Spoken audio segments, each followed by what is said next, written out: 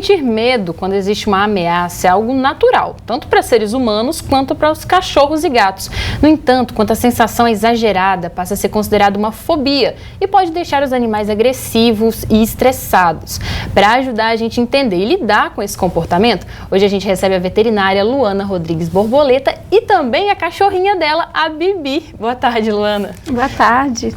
Tudo bem? Luana, vamos começar entendendo um pouquinho sobre essas situações, né? Quais situações são essas que podem desencadear um comportamento de medo e até de agressividade nos cachorros? Porque existe uma coisa correlacionada ao temperamento específico, né, que a gente consegue observar padrões em raças. Existe também a manifestação do comportamento do animal conforme condições ambientais.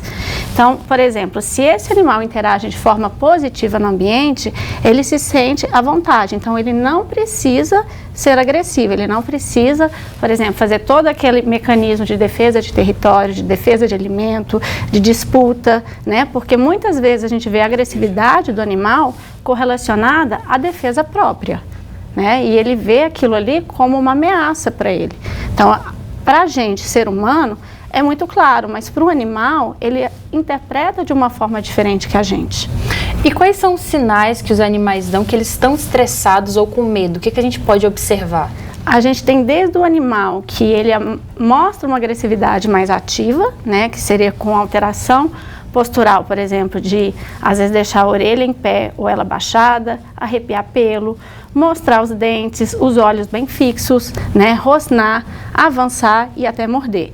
E outros, eles vão preferir demonstrar uma agressividade de forma mais passiva. Eu vou ficar quieto no meu canto, mas se você ultrapassar o limite de segurança, eu te ataco. Então, esses cachorros também podem estar quietos no canto, embaixo, né, de móveis, com as orelhas abaixadas, rabo também entre as pernas, e no momento que ele sentir que algo ultrapassou esse limite, ele pode atacar.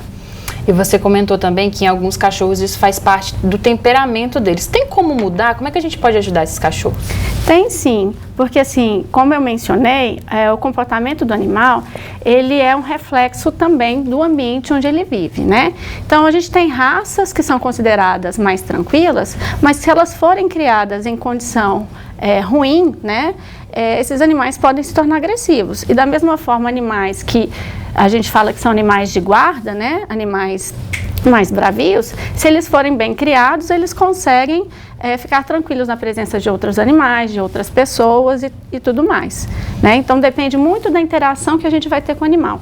Então isso fica na memória da criação do animal. Então muitas vezes esses traumas que eles têm é desde o início da criação, e quanto mais precoce, mais duradouro esse trauma, mais difícil é de reverter. Não que seja impossível, mas que é mais difícil. Chegando no final do ano, a gente sabe que o pessoal, infelizmente, ainda solta fogos de artifícios com um barulho que pode causar muito estresse nos animais, fuga, entre outros acidentes. O que a gente pode fazer para ajudar os animaizinhos nesse período de fogos de artifício? Infelizmente, né, a cultura de soltar fogos de artifício ainda existe na nossa sociedade, apesar de ter leis que proíbam, né, os fogos de artifícios que deveriam estar sendo comercializados hoje deveriam estar sem ruído, e isso provoca problemas não só, né, deixar aqui claro, não só para os animais, não só para cães e gatos, mas outras espécies, mas como para senhores, senhoras, pessoas com autismo, né, distúrbios neurológicos, e isso pode acarretar até a vida, né, desses animais e pessoas. Então, assim, para quem gosta dessas festividades, né, comprar, mas escolher aquele que não tenha. Quem tem um animal, né, às vezes, se puder levar ele para um outro ambiente fora dessas áreas de risco, né, onde a gente tem o maior número de fogos de artifício sendo soltados nessa época, melhor. Quem não consegue fazer isso, no momento, é importante estar com o animal, porque o animal sente que a presença do tutor, do dono dele ali, é um fator de segurança. Colocar uma música calma, mais alta, né? Tem uma bandagem que a gente usa também, né? Que é uma bandagem 8, e ela comprime a região de tórax e o animal se sente como se estivesse sendo abraçado. Então isso acalma um pouco o animal, né? Então são coisas que a gente pode fazer. E se não conseguir fazer assistência ao animal, colocar um som agradável mais alto e no ambiente onde eu não tenha nenhum tipo de objeto ou material que o animal possa se acidentar se ele ficar assustado.